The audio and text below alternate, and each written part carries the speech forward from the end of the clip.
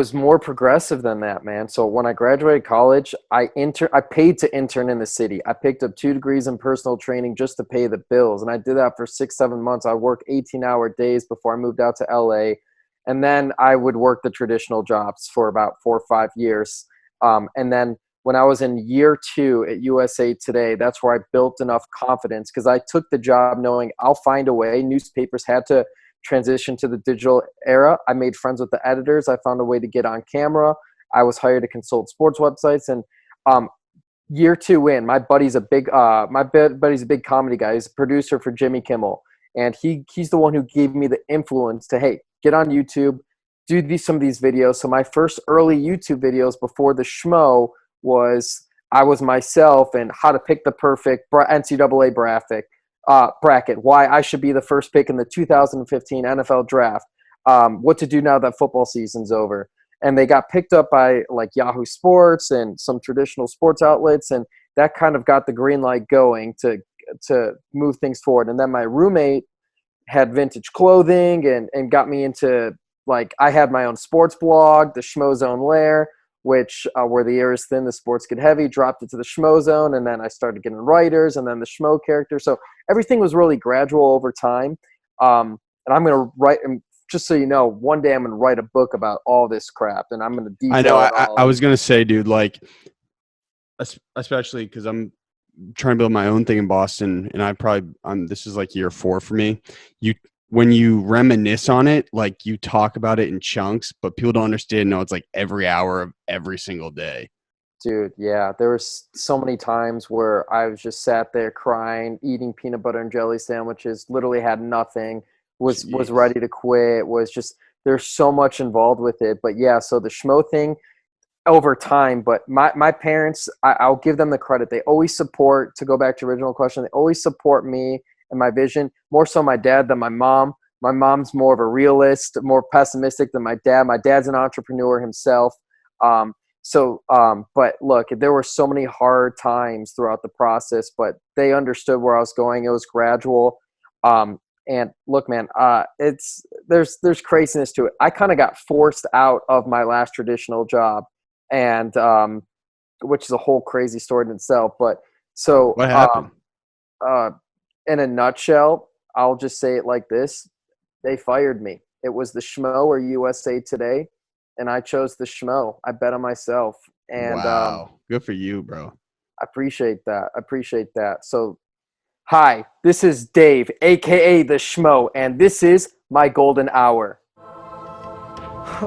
Oh God, what's going on? Where am I going? Dad? Yes, my son. I am Deuce, the deer god. I'm so confused. Who am I? Derek. Your true name is Darkules. Wait, what? Yes. You are Darkules, the god of the forest.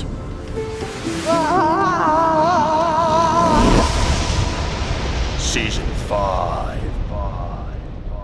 Hosted by your favorite podcast host, Big Bochi. You already know the deal, mother. What's up? So I have one of my producers on the phone. His name's Brendan. Okay.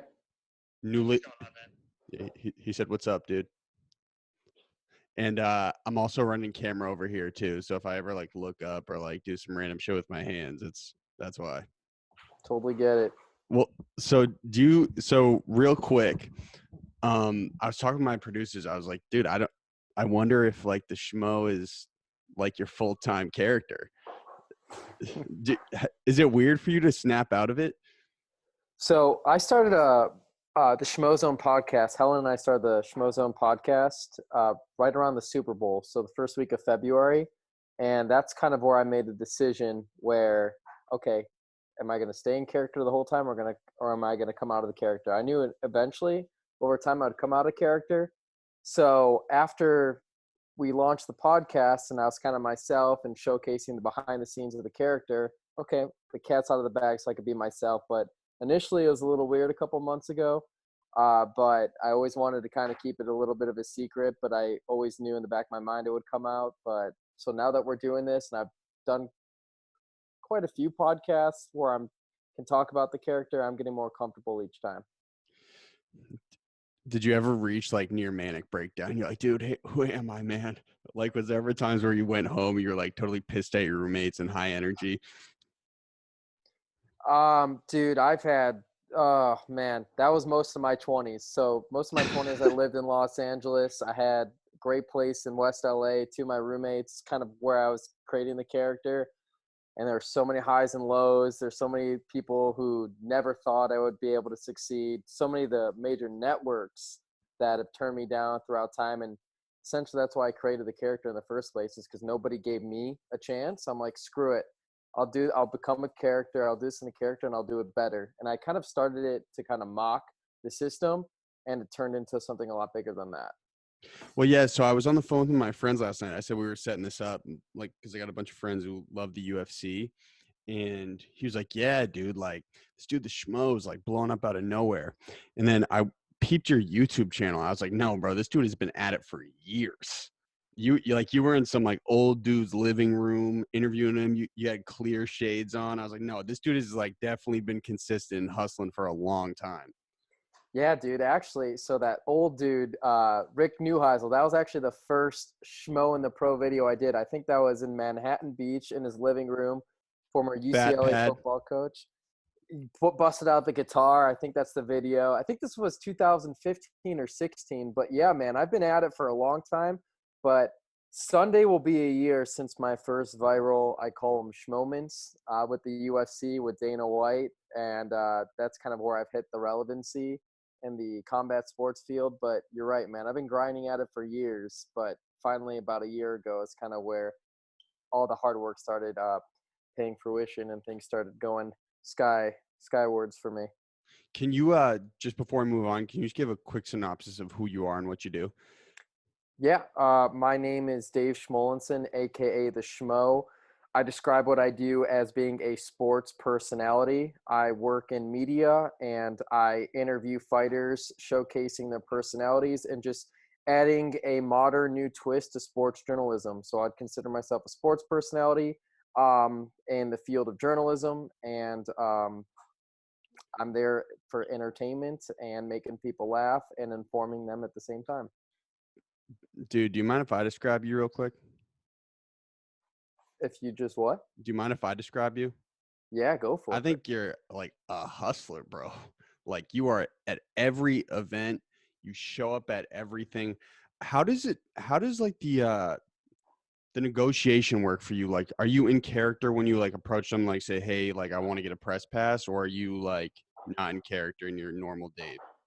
So I come from the traditional sports journalism world. I worked for many years at USA Today, the newspaper, and for that, I worked at the NFL Network. I worked at Stars, the movie Dude, channel. I linked and stalked you, man. I saw it. Yeah. Oh, cool. So I get the traditional game. I come from that world, and I've basically had to build my credibility. It's not just something where, hey, can I have a press credential? You have to be legitimate. So I'm a hustler, like you said. I'm an entrepreneur. Definitely that at heart. Definitely that at the core. But I have to approach it in the most professional way possible and catering to the fossils, the powers to be when it comes to um, distribution for credentials and media. So I've had to really earn my stripes and fall in place in that traditional media outlook before I could really just flex my schmoness, because now that I have the audience and the views, I can really just do things my way. I hear you. So you kind of had to ease into the character and not be too over the top at the start. 100%, exactly. If you look at some of my most original work, I think the character just got better throughout time, and depending on the athlete, depending on the sport, it's kind of how I catered the character. Like I would bring it more over the top for certain athletes, and I would definitely kind of water it down for other athletes. Definitely have to before I went into full character mode. For some people, I explained it. For some people, I just completely startled them over the top. That just went into my research into who it was that I was interviewing and sport I was covering. Has anyone ever like tried to swing on you like, whoa, bro, that came out of nowhere? Oh yeah, dude. I've some crazy responses. Just watching people's reaction is probably the most fun part of the character from the onset. Before that was the best part. Before people actually knew who I was or who the Schmo was or who I was before I became popular, was just seeing people's reactions like, who the fuck is this guy, or what the hell is he doing? And then like after I'd get into it, maybe 1 or 2 minutes in, they get it, because like, yeah, I come off as crazy, but at the core of it, I do ask some pretty damn good questions. Yeah, for sure. And so like when you'd approach athletes, you'd be like, "Hey, I'm Dave. Nice to meet you." And then as soon as the camera turns on, it just you snap into it. I would say it's more like, okay, when I put these glasses on, you're the pro, I'm the schmo, let's go. And that's it. I don't want to talk too much. I don't want to say too much. I'd rather just surprise them. So that was pretty much my one-liner, and then we go after it after that. And so where do you get like this theatrical like background from? You got like actors in your family or No, never taken acting. Oh, actually, in college, I took an acting class, but it was like just a BS kind of elective. It's not like I went to the University of Arizona. I went to a party school. I mean, I had fun. It's not like I took acting to act or whatever. It was just an easy way to get an A. get Is that the way I credit? saw Yeah, I it. feel you, bro. I did the Um, same thing. but I come from a suburbs. I'm a Chicago guy. Born and raised 25 miles outside of the city, and passionate sports fans. Chicago second city legends. I look up to the John Belushis, the Chris Farleys, the Mike Myers. A lot of influence there. And then like a guy like Harry Carey, who wore these huge glasses. Hmm. And you got to understand with my family too. My dad's a dentist, mom's a saleswoman. Nothing, no connection in sports, but Sales is when I hard though for sure, right? oh, 100%. Everything in life is sales. You got to be able to sell yourself completely. But I'm pretty much blind as a bat without contacts or glasses in. So when I was a kid, I started having glasses at like 2 years old. My parents gave me these over-the-top glasses that kind of look like the Schmo glasses I have now, without yellow lenses, but thick frames. And it was kind of like a running joke. So I always had those glasses until I was like the 6th or 7th grade and got contacts. So that kind of influence always weighed in on me, and I've always just been a weird, goofy guy at my core. I'm just a weird, nerdy, goofy guy, diehard sports fan, love history, love to make people laugh, love those second city Chicago legends, and it's kind of just like an extra sleeve of myself where I've always been good at doing impressions. I'm pretty good at doing the Borat impression, was big with Austin Powers, and so Dude, it's I just just watched Austin Powers the other day. It's like so incredibly written. It's insane. amazing. It's so good. It's so good. And each So movie many gets influences. better. It's not like Goldmember I thought was the best. Yeah, dude. There's so many. Mike Myers is a freaking genius, and he plays like all the characters too. He plays, He plays Doctor Fat Evil, Bastard, also Dr. Fat Evil. Bastard. Yeah, he's amazing. Well, bro, I think the best part of the movies are Dr. Evil and Seth Green as his son. Like, when they go on Jerry Springer, that shit is hilarious. Oh, dude, it's so great. Jerry Springer. I think that show is filmed in Chicago too. Steve Wilkos, his security guard, stemmed away. So there's so many Chicago influences, comedy influences into what I do, and yeah, Jerry Springer. Add that to the clan. Now, so you were, well, when did you graduate Arizona? 2012. Yo, was Jimmy Tatro popping with his videos when you were there? Yeah, so Jimmy's 2 years younger than me. We're both frat guys. He was in one of the good frats. I was in one of the good frats. I actually, I was around because when he was just no one knew who he was. And he started popping off videos. And I always looked at his videos after I graduated in 2012. And I'm living in LA, and I know he's from LA. I always looked at him like, okay, he went for it, hit lightning in a bottle. That frat video took him off to next levels, and he's just a funny guy. And yeah, so he's a couple of years younger than me. Dude, I'm And the same way, bro. Like I've I been was looking at there. his career forever. Because when I was in college, I started making videos, and the only person who like really had a model was Tatro. Yeah, man, he did it. He did a great job. I look up to someone. A lot of people compare me to a younger Dave Portnoy, and I just think he's such a naturally funny dude. He's from our Um, city, man. I'm from Boston. that's your city, and his hustle, what he used to do with his newspaper and handing it out the subway system over there in Boston, and the way it kind of blew up. I look up to his resilience and what he does. But where I found my character and my niche different, it's look, my shit's all self-deprecating. It's the schmo and the pro. It's the schmo versus the pro, but the joke's always on me. Nobody gets hurt. I don't even get hurt. The schmo gets hurt, right? If I'm competing and get my ass kicked, the schmo. I always differentiate the two, and my comedy falls on how can we make fun of myself versus how do I make fun of other people, and that's kind of what I pride my content on. So you were, well, I'm sure that means Gronk was probably there when you were at Arizona too, right? Yes, Gronk was there too, man. Yeah. Exactly. All the ties. Nick Foles. That I was there in the golden age, man. The golden age. I know now there's no sports to be played. It's ridiculous. Yeah, and Um, they suck. So like you leave school and you get like a traditional job in media. What was it like telling like your parents and your family, like, yo, I'm about to send it on this like totally eccentric character? Was everyone like, dude, you are out of your mind?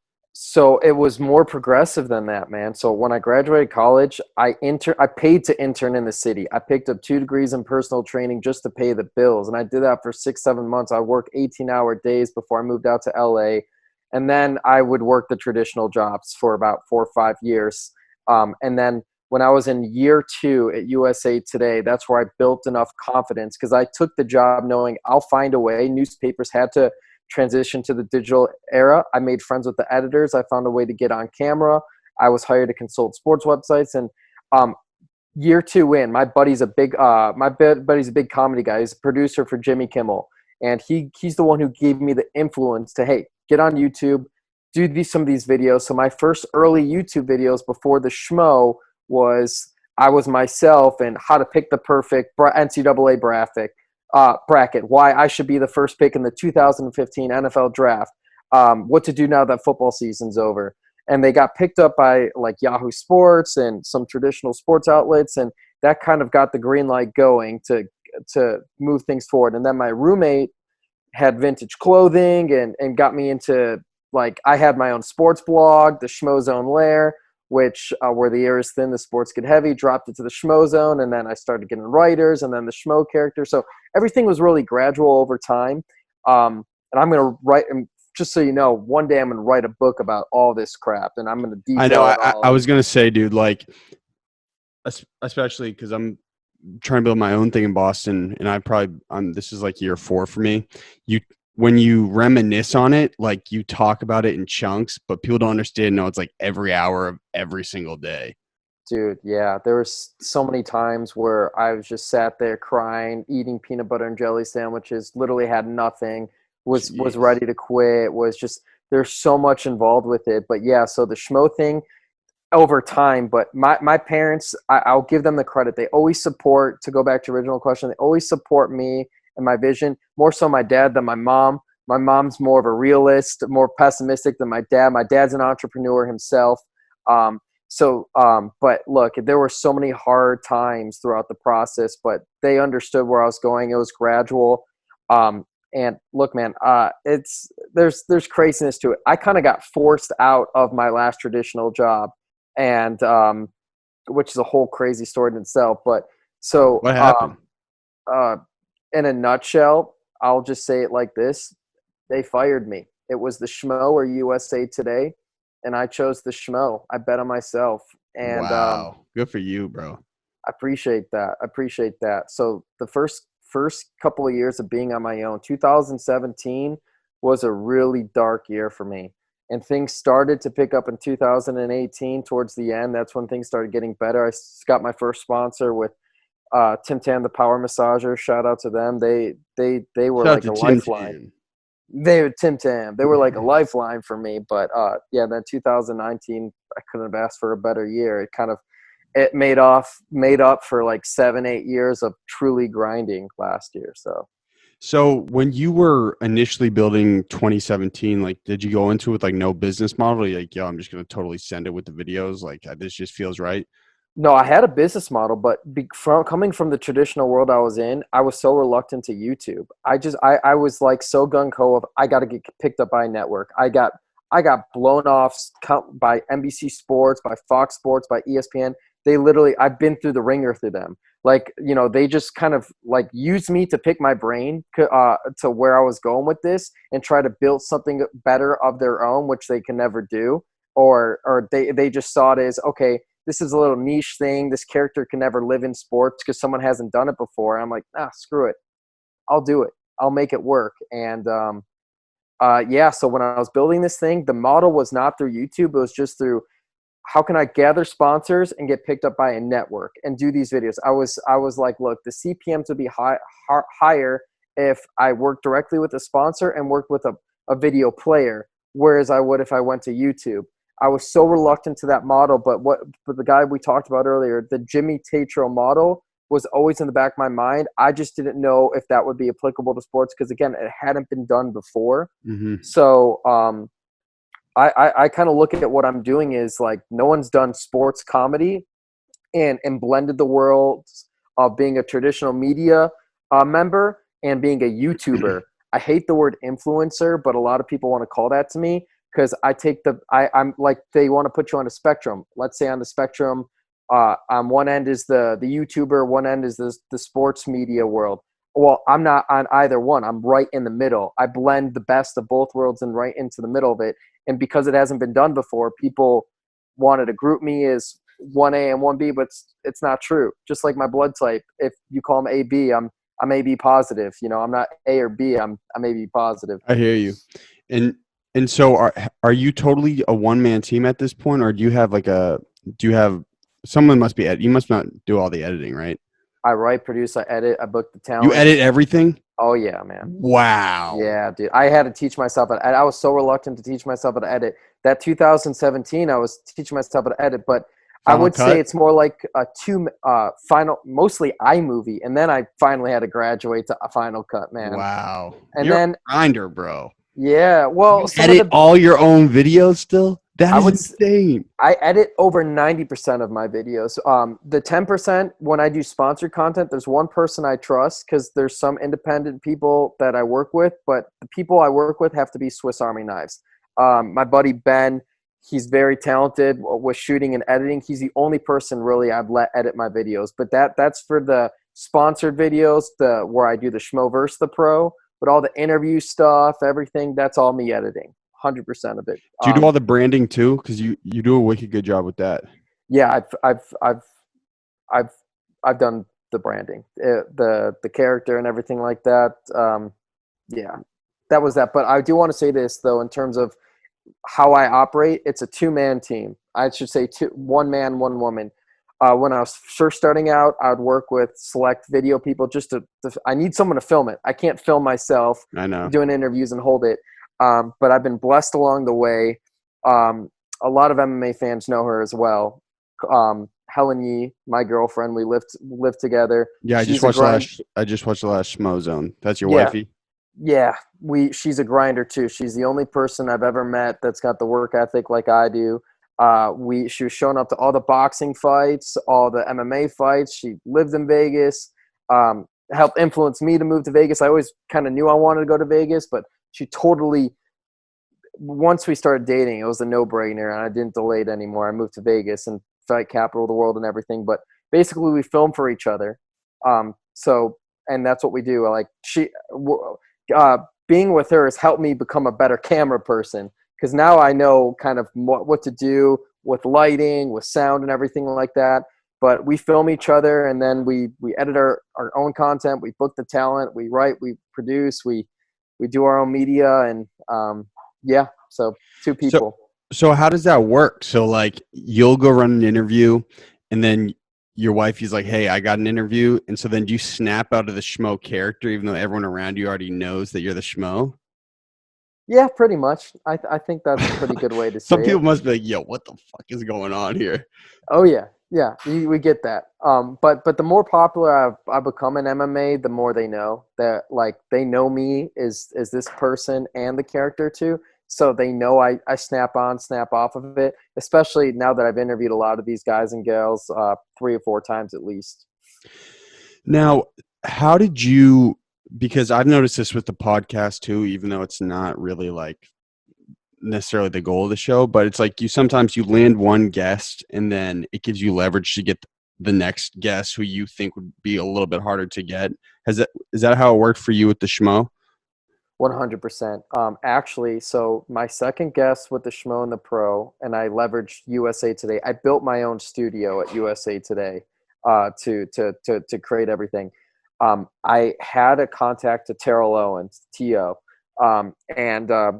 basically that guy goes through publicists like I go through T-shirts. He's a great dude. Him and I have a great relationship to this day. I love T.O. There's so much because of having him on my show. It's done so many wonders for me.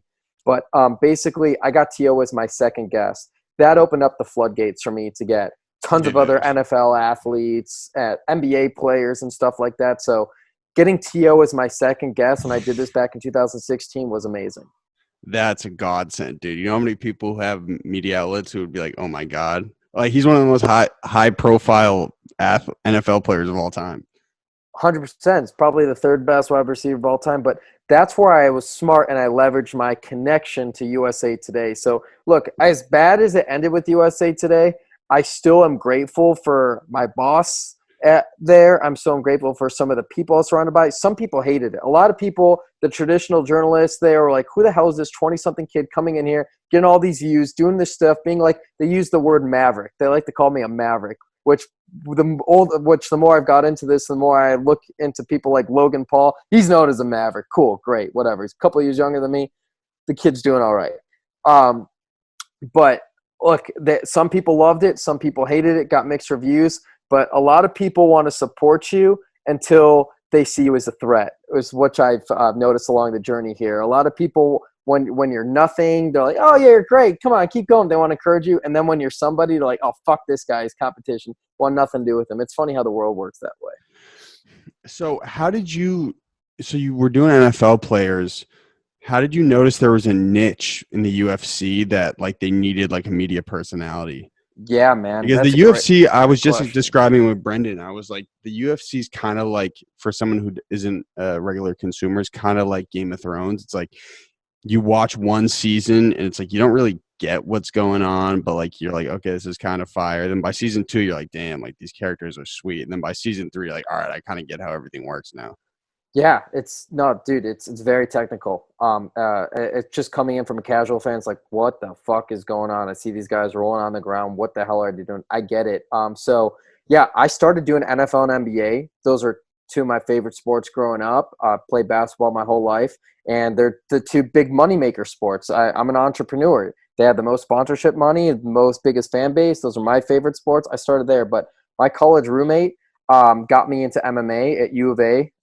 My senior year, he's actually from my same hometown in high school in Chicago, my buddy Scott, and he would train at a gym in Tucson where Dominic Cruz, the UFC fighter, bantamweight fighter, would train out of. So I started getting to know MMA in the early 2010s, 2011s. That's when I first started getting accustomed to it. Then when I moved to LA, I'm still working in sports and I'd focus on NFL and NBA.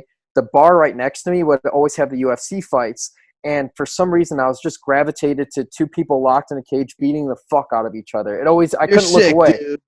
It's amazing, dude. Like Gladiator. I fucking love that shit. Gladiator, one of the great movies of my childhood. Are you not entertained? Are you not? Exactly. And I just was gravitated to watching people beat the shit out of each other. And this is like when Conor McGregor was still on undercards. Ronda Rousey was climbing to fame. And I was just hooked, and I would start watching the pay-per-views with my friends and so on and so forth.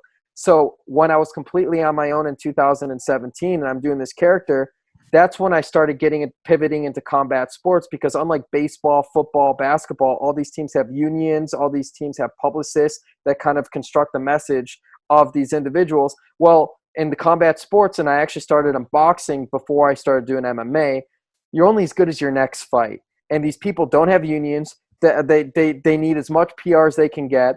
And look, you're beating the fuck out of each other. You're bashing brains for a living. Let me add some comedic element to this. And as much as I love Joe Rogan, the one criticism I have of Joe Rogan is he doesn't really do a good job blending his comedy world with his fight world. And to me, it's a no-brainer. I have the scorched earth policy. everything is up for grabs when it comes to comedy. Your life is a comedy. You can't separate the stuff. So I just went for it. I saw an opening. I didn't see much competition, especially in the journalism world in combat sports, whether it's boxing or if it's in MMA, especially coming from the NFL and NBA world where there's personalities galore.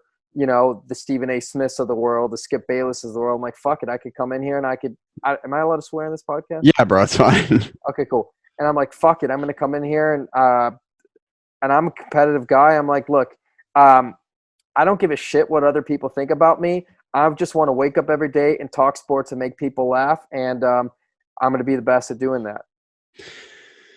And yeah, so it's just like totally an undersaturated market. So like, was it easy to get connected? Like, okay, I just got this interview. Now it will be pretty easy to get this interview. Is that how it worked once you start working yourself in? Well, how I got into MMA, TJ Dillashaw was the bantamweight champion at the time. There's a traditional ad agency. I don't even want to give this company his name. I can't even remember what it's called. But basically, I really, really wanted a sponsor. I was desperately looking for a sponsor at that time. I needed money. And I saw that they worked with Muscle Farm, and Muscle Farm had a list of athletes. And I looked at the list, and TJ Dillashaw, UFC bantamweight champion, and he was the most notable on that list. And plus, I wanted to get into. I'm like, perfect. I'll get into MMA this way. I literally put my health on the line. I put on the Schmo suit. I went into Muscle Farm. I worked with him. I got my ass kicked by him. I wrestled with him. I took leg kicks. I couldn't walk for a week. He busted up my knee pretty damn good, my leg. Beat the shit out of me. All for the comedy, all for the content. It's on YouTube now. Something like TJ Dillashaw trains with the Schmo. That's hilarious. And I still didn't even get the freaking sponsorship money. But you were pissed. I'm pissed, but I'm like, look, now I just train with this guy. I better beat his next fight. And I just took all my resources, all of my stuff. I pivoted, and I'm like, I'm going all into MMA. I just got my ass kicked. I might as well, and kind of it fizzled open from there. Sweet. Hey B, I want to let you chime in. You got any questions for Dave? Yeah, I do. So I had a bunch of questions about UFC 249, and obviously now it's postponed and the future's pretty uncertain. But I'm just wondering, what are a couple of fights that you'd really like to see in the future, and what is one guest that you'd love to interview this year? Yeah, great questions. Well, no brainer for the guest I want to interview this year is Conor McGregor. If they were going to have that UFC Dublin card, which doesn't seem likely with the state of the world we live in right now in August, I was going to go to Dublin. I know he wouldn't be fighting on that fight card because it would be a fight night, wouldn't be a pay-per-view, but I have a good relationship with his coaches. And I would have interviewed Conor McGregor. I need to interview him. Habib as well. I'd probably put Habib and Conor McGregor. I've asked them questions at press conferences, but the one-on-one Schmo in the Pro is what I need to do. So I'd say those You'll two get there, guys. bro. You know what will happen. Of course. It's inevitable. I'll make it happen. So those guys for sure. Fights that I need to see happen, obviously, Tony Ferguson and Habib. I would say Justin Gaethje and Conor McGregor, because that's the round robin. Those are the fights I need to see. Would have loved to seen Jairzinho Rozenstruik against Francis Ngannou. And I don't know the health, and a lot of people don't know the status of Stipe's eye, but that trilogy fight with Stipe in DC. B, how's that? So I had before. Did you come to UFC Boston? I did. I was there.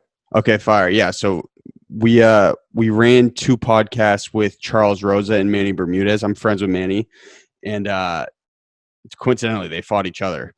Yeah.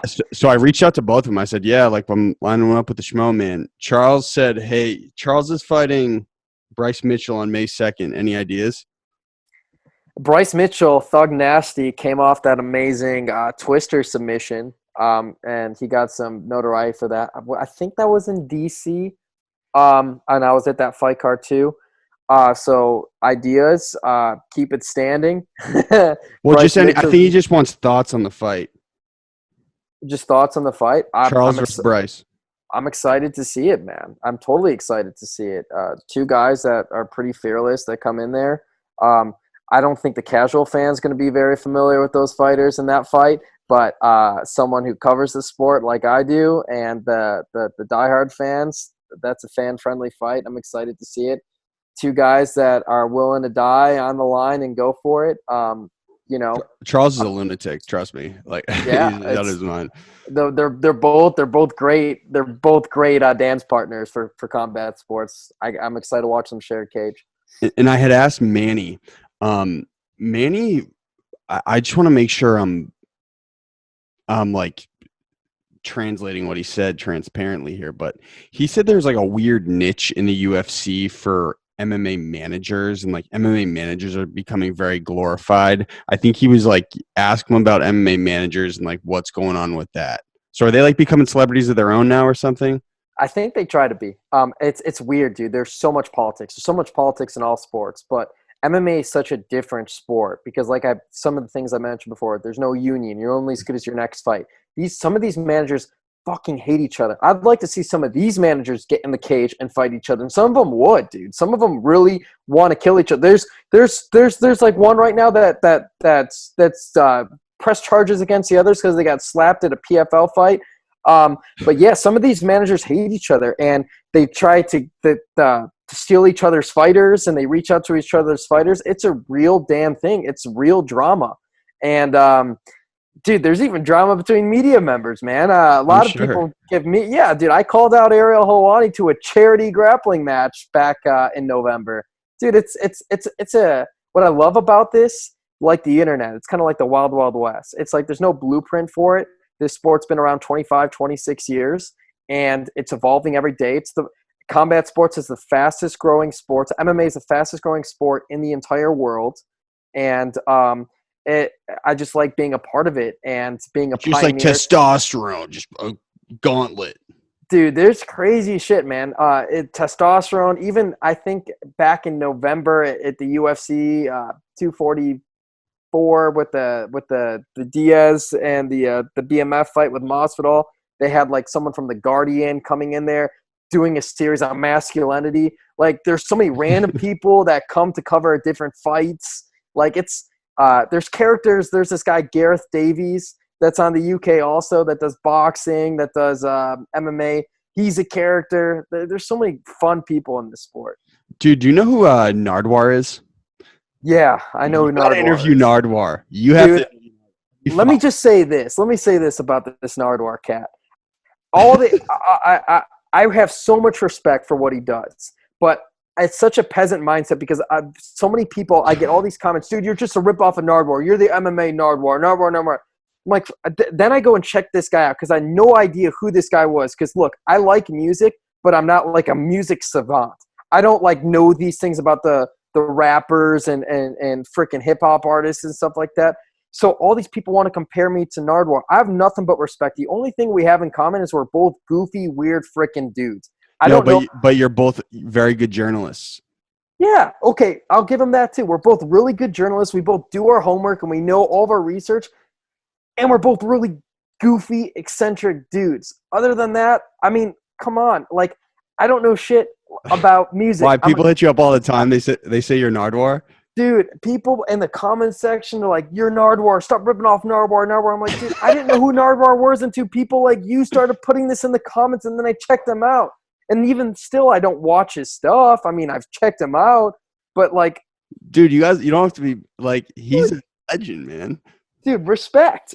Respect. He's a legend. But the guys I look up to are the Joe Rogans, Tim Ferriss, and my guy. Tim Ferriss. Tim Ferriss. He's. I know he is. That was surprising. 4 Hour Work Week.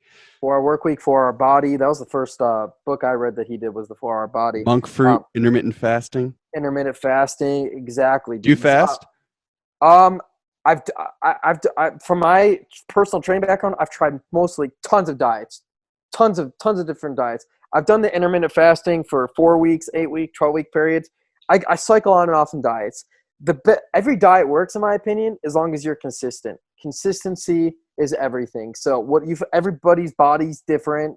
People's blood types are different. Like there's so many different theories. Consistency is key to any diet. So I'm not going to sit here and preach one way or the other. Am I currently doing intermittent fasting? Today I am for some reason, but in all, it's not something I live by. But my guy, man, my guy who I look up to is Rodney Dangerfield. That guy's a freaking legend. A lot of people, they ask, what is the Schmo? I say it's Craig Sager meets Rodney Dangerfield. Sports first, comedy second. Rodney Dangerfield, comic that never got respect to his 40s and 50s. He's known for saying, I ain't getting no damn respect. I feel that same way too. But what I love about Rodney Dangerfield is he walks in a room, you know he's there. His presence, his comedy presence, his physical presence, it was always there. And I always have respect for his work. I got to call one of my friends because he's a big UFC guy and he had some questions. So, B, just hang on the line real quick, okay? Okay. This is my buddy Hector. Hey, Dave, man, I appreciate you doing this, dude. Thank you. Of course, man. Learning a ton. I love the fact that you just built this in like 3 years, no love, and you just fucking grinded it out, and now you're getting all the W's. Appreciate it, man. Might be a little bit longer than 3 years, though, but we'll give it 3. Okay, my 3 fault. years is still a long time.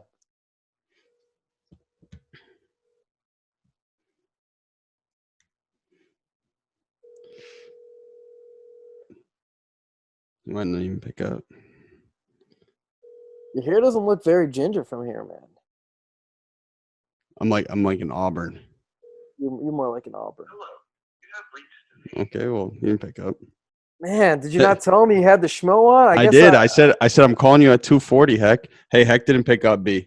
Classic. Yeah, that is. Lose and lose. So question, where would you like to build this to? Like, obviously, like you want to become like a central media personality, build up a company, but like if you and I were on some big boss talk in like 20 years, where would you like to be positioned? Yeah, man, I want to be the #1 sports personality in the world. I want to have the late night show of sports. Like a lot of people are like, oh, you remind me of a young Conan O'Brien or, or whatever. I want to have the Taj.0, the Conan O'Brien, the Jimmy Kimmel Live of sports. I want to have the Schmo show, an hour-long show that could be streamed at any place, anywhere, with all the emerging technologies, whether it lives on Netflix, Hulu, or the next big platform. The Schmo and the Pro, the Schmo versus the Pro, and a green screen kind of like opening monologue of what's going on in the world of sports, an hour show using those 3 components. A nice HBO deal, maybe? Yeah, man. And then I want to build out the Schmo Sports platform, like a Barstool Sports platform, a Schmo Sports platform would be in the works as well. Now, how you don't have to get like too into detail about it, but how do you monetize now? How does that work? Yeah. Kind of working directly with sponsors.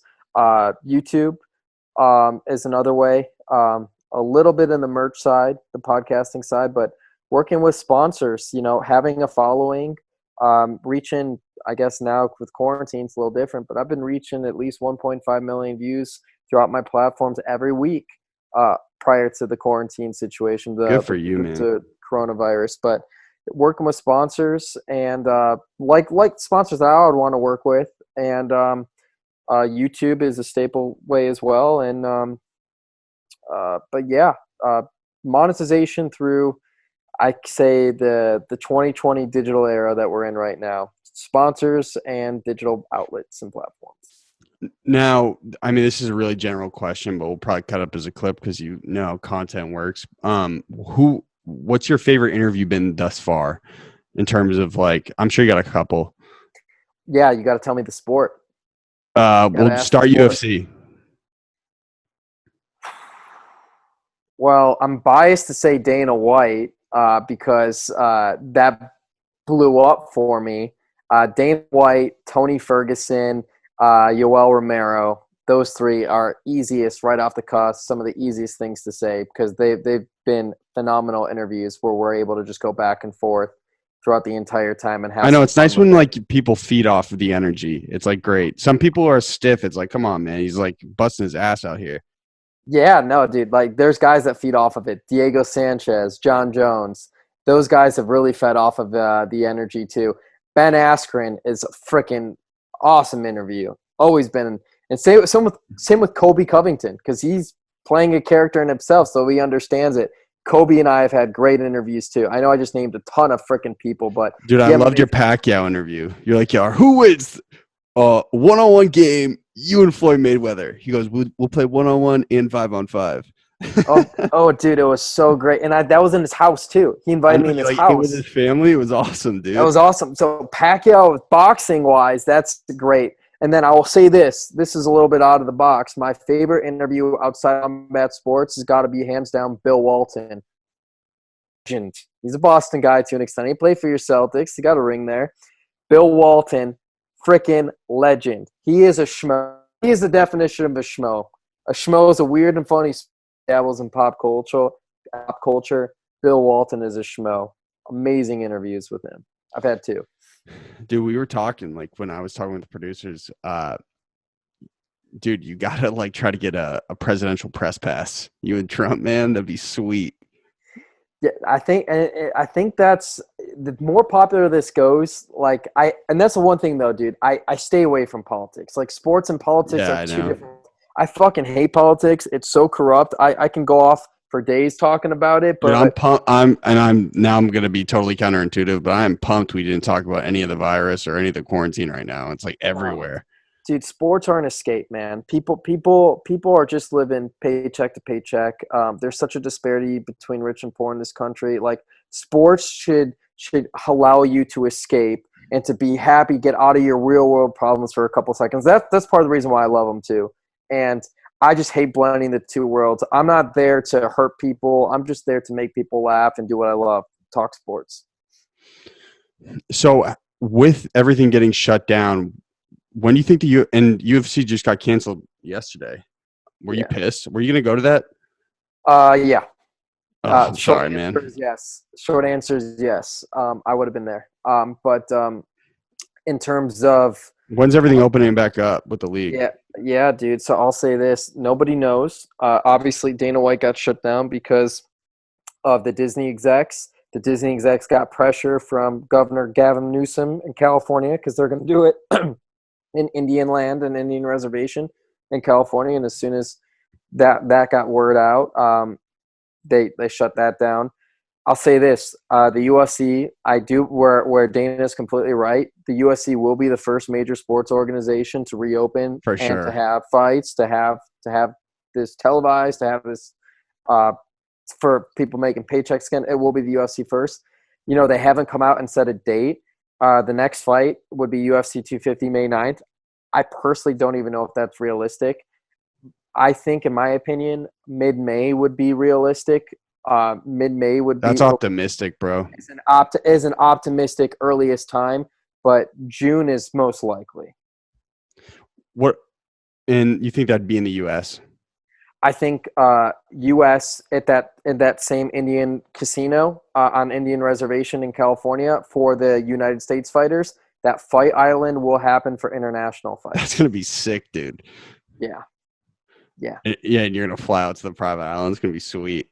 That I can't confirm. I can confirm the California stuff. I can feel confident about that.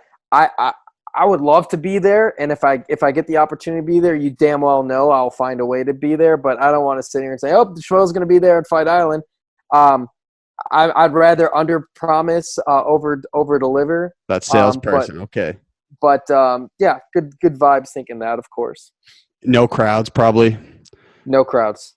Just very, very, very select few individuals would be there, for sure. Hey, B, any final questions for Dave?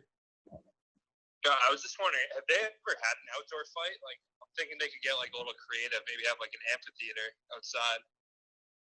Well, I know they do that for boxing. I know boxing's had plenty of outdoor fights. I'm trying to sit here and think if they've had any indoor fights with UFC or outdoor fights with the UFC, because that's a great point. I know Muay Thai fights, they've been outdoor too as well. There's no reason why they couldn't do it. I'm trying to think if Abu Dhabi was. I know that Anthony Joshua, Andy Ruiz fight was outdoors. There's no reason why they couldn't do it, is to answer to your question. Dude, let's pitch in that Schmo bread. I'll pitch in the Golden Deer Productions bread. Let's design a floating cage. We float it out into the Pacific Ocean. We send the two fighters, and then what we do is we throw bait in the water. So we have sharks all around the cage. You know what I'm saying? Then it's really a fight to the death.